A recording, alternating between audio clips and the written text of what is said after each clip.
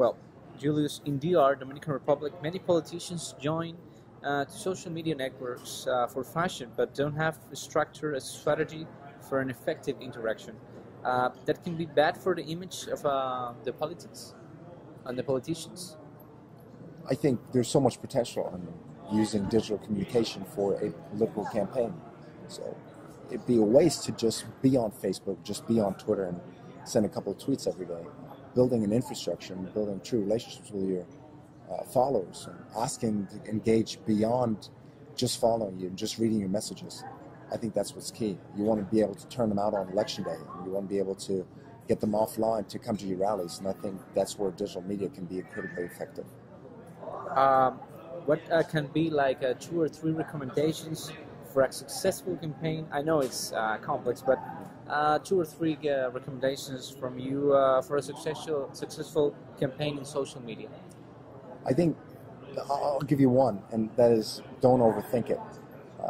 Don't spend weeks and months writing a strategy. Give it a try. Get on Twitter, get on Facebook, send a couple of tweets, send a couple of Facebook posts just to see how people react to it. We call it rapid prototyping. Get something out there, see how people react to it and respond to it, and then adapt it. You're never going to be able to be effective on social media if you just wait.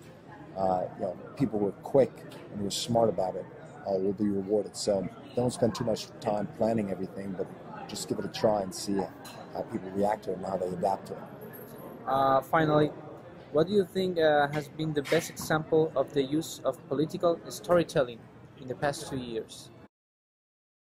I think there have been quite a few, but to pick one out is, I'd say, the Affordable Health Care Act, healthcare reform under the Obama administration.